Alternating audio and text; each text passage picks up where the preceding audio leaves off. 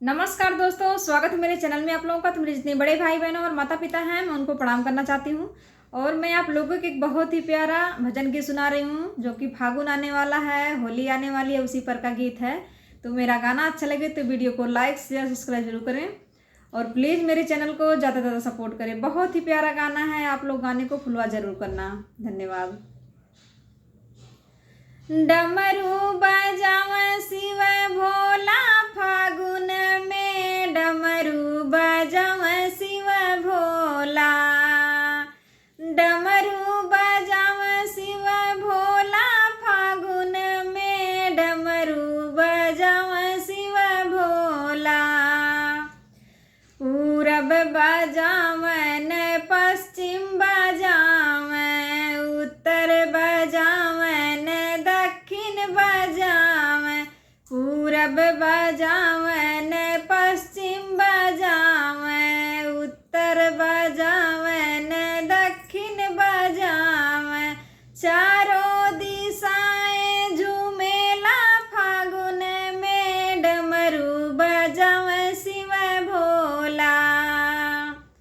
डमरू बजाव शिव भोला, फागुन में डमरू बजाव शिव भोला। डमरू बजाव शिव भोला, फागुन में डमरू बजाव शिव भोला।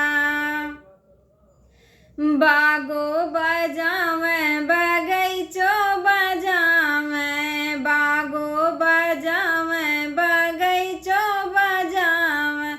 सुगना पपिहरा झूमेला, फागुन में डमरू बजावे शिव भोला।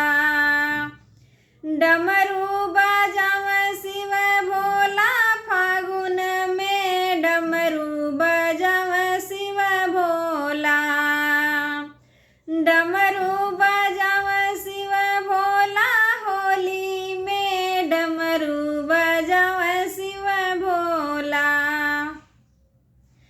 घर में बजावन बाहर बजावन, घर में बजावन बाहर बजावन।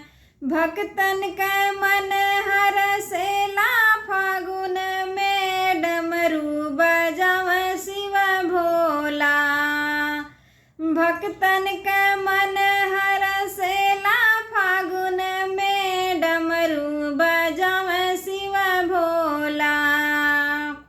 डमरू बजाव शिव भोला, फागुन में डमरू बजाव शिव भोला।